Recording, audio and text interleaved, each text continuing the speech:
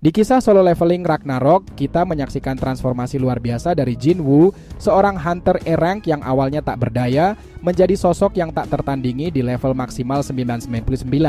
Dengan kekuatan yang melampaui batas imajinasi, Jinwoo tidak hanya mengalahkan musuh-musuhnya, tetapi juga mengubah takdirnya sendiri.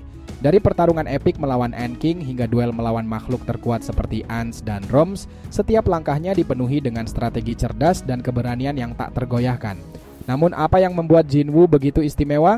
Bagaimana ia bisa mengendalikan kematian dan mengalahkan entitas yang lebih kuat dari dewa? Yosh ini menarik nakama. Let's go, kita bahas lebih dalam.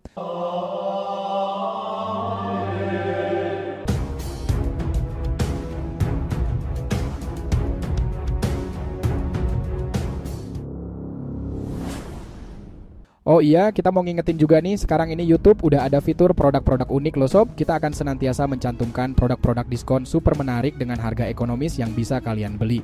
Teman-teman, mau tumbler anime, lukisan, kaos apparel produk, unik teman Jejepangan, atau yang viral di marketplace, semuanya ada. Jadi, setiap video panjang short maupun live kita berikan rekomendasi produknya. Biar kita tambah semangat bikin kontennya. Jangan lupa dicek dan dicek out jika kalian merasa tertarik ya. Oke, kita langsung masuk ceritanya. Gini nakama, di dunia solo leveling, khususnya dalam sequel solo leveling Ragnarok, ada satu karakter yang namanya menggema di seluruh jagat, yaitu Jinwoo. Siapa yang menyangka bahwa seorang hunter E-rank bisa bertransformasi menjadi sosok yang begitu kuat? Dalam perjalanan ini, saya ingin mengajak kalian menyelami kedalaman kekuatan Jinwoo, terutama saat ia mencapai level maksimal 999. Mari kita mulai perjalanan ini dengan lebih mendalam, dan menarik awal mula kekuatan Jinwoo itu emang mengesankan. Ketika kita pertama kali bertemu dengan Jinwoo, ia hanyalah seorang hunter E-rank yang terjebak dalam dunia yang penuh dengan monster dan ancaman. Namun, seiring berjalannya waktu, ia mulai menunjukkan potensi yang luar biasa. Di akhir cerita solo leveling yang pertama, kekuatannya sudah mencapai level 350. Namun di Ragnarok, kekuatannya melampaui batas yang bisa dibayangkan, menjadi tak terukur. Bayangkan, rata-rata hunter S-rank hanya memiliki kekuatan sekitar 50 hingga 60. Sementara itu Jinwoo dengan pertumbuhannya yang eksponensial mampu melampaui angka tersebut dengan sangat signifikan. Ini adalah awal dari perjalanan yang akan mengubah segalanya. Dan ingat, di level 97 Jinwoo menunjukkan betapa hebatnya ia dengan mengalahkan Ant King, makhluk yang sebelumnya telah menewaskan banyak hunter S-rank. Pertarungan ini bukan hanya sekadar duel, itu adalah pertarungan yang menentukan nasib banyak orang. Jinwoo tidak hanya menang, tetapi ia melakukannya dengan cara yang sangat mengesankan, seolah-olah ia sedang bermain-main dengan musuhnya. Ketika ia mencapai level 100, kekuatannya semakin mengesankan. Ia mampu mengalahkan naga boss dalam satu serangan. Bayangkan, makhluk sebesar itu bisa dilumpuhkan hanya dengan satu serangan.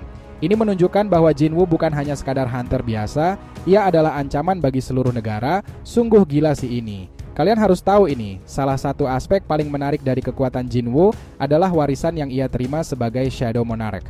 Dengan kekuatan ini, ia mendapatkan kemampuan yang luar biasa, seperti telekinesis dan manipulasi bayangan. Ia bisa menggerakkan objek dengan pikirannya, bahkan benda-benda besar seperti patung raksasa. Ini bukan hanya sekadar kekuatan fisik, ini adalah kekuatan yang mengubah cara kita melihat pertarungan.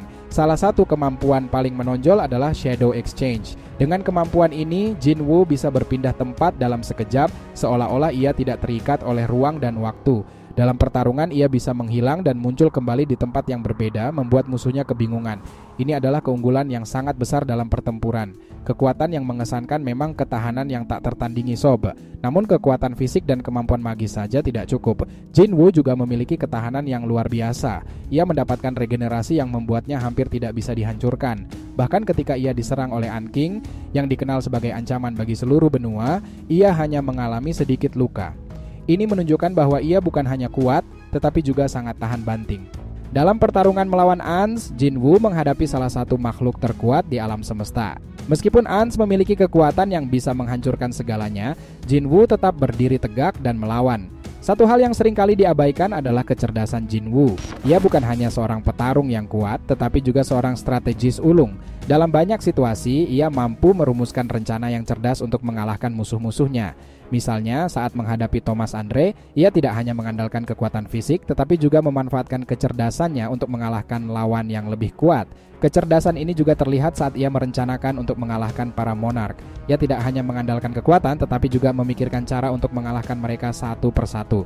Ini menunjukkan bahwa Jinwoo adalah kombinasi sempurna antara kekuatan dan kecerdasan. Salah satu aspek paling menarik dari kekuatan Jinwoo adalah kemampuannya untuk mengendalikan kematian. Dengan kekuatan ini, ia bisa mengubah nasib orang lain dan bahkan menghindari kematian itu sendiri. Ini adalah kekuatan yang sangat langka dan membuatnya menjadi sosok yang hampir tidak bisa dihentikan. Di akhir cerita Ragnarok, Jinwoo tidak hanya menjadi hunter terkuat, tetapi juga sosok yang memiliki kekuatan untuk mengubah takdir. Ia hidup di antara dimensi, berperang melawan makhluk yang lebih kuat dari dirinya. Ini adalah perjalanan yang tidak hanya menguji kekuatannya, tetapi juga tekad dan keberaniannya. Ketika Jinwoo berhadapan dengan Rums, makhluk yang memiliki kekuatan setara dengan dewa, kita melihat betapa jauh kekuatannya telah berkembang. Rums adalah entitas yang menciptakan dan mengendalikan alam semesta mereka sendiri. Dalam pertarungan ini, Jinwoo tidak hanya berjuang untuk dirinya sendiri, tetapi juga untuk seluruh umat manusia. Pertarungan ini bukan hanya tentang kekuatan fisik, tetapi juga tentang strategi dan kecerdasan. Jinwoo harus memikirkan cara untuk mengalahkan makhluk yang memiliki kekuatan luar biasa. Ini adalah tantangan terbesar dalam hidupnya, dan ia harus mengandalkan semua yang telah ia pelajari untuk mengatasi rintangan ini. Karena itu memang benar ya, bahwa Jinwoo adalah contoh sempurna dari perjalanan seorang pahlawan. Dari seorang hunter Irang yang tidak berdaya, ia telah bertransformasi menjadi sosok yang memiliki kekuatan luar biasa. Namun perjalanan ini belum berakhir. Dengan setiap pertarungan, ia terus berkembang dan menemukan batas-batas baru dari kemampuannya. Kekuatan Jinwoo di level 9/9 bukan hanya tentang angka. Itu adalah simbol dari tekad, keberanian, dan kecerdasan. Ia adalah sosok yang tidak hanya berjuang untuk dirinya sendiri, tetapi juga untuk orang-orang yang dicintainya. Dalam dunia yang penuh dengan ancaman, Jinwoo adalah harapan bagi banyak orang. Dengan semua yang telah ia capai, kita bisa hanya membayangkan apa yang akan terjadi selanjutnya. Apakah ia akan terus melawan para Roms atau akan ada tantangan baru yang menantinya? Satu hal yang pasti, perjalanan Jinwoo adalah salah satu yang akan selalu dikenang dalam sejarah solo leveling. Jadi kesimpulannya, Jinwoo dalam solo leveling Ragnarok adalah kisah epik tentang transformasi, keberanian, dan kekuatan yang tak terbayangkan. Dari seorang hunter E-rank yang terpinggirkan, ia berhasil mengatasi berbagai rintangan dan mengalahkan musuh-musuh yang jauh lebih kuat, membuktikan bahwa tekad dan kecerdasan dapat mengubah nasib seseorang. Dengan tantangan baru yang terus bermunculan, perjalanan Jinwoo belum berakhir. Kita hanya bisa menantikan petualangan selanjutnya dan melihat sejauh mana ia akan melangkah dalam menghadapi ancaman yang lebih besar. Sepakat nggak nakama semua? Oh iya, jangan lupa ya, untuk subscribe 3 channel terbaru kita juga ya teman-teman, Saga Boruto 2 Blue Vortex, Joy Boy The Library of Nika, dan juga Shounen Odyssey. Nah, tolong ikutin subscribe dan ramaikan juga di sana ya. Oke, jadi jika ada yang ingin ditanyakan, silahkan ya, feel free tulis di kolom komentar di bawah ini teman-teman. Thanks ya telah menonton video ini sampai akhir, and we'll be come back again.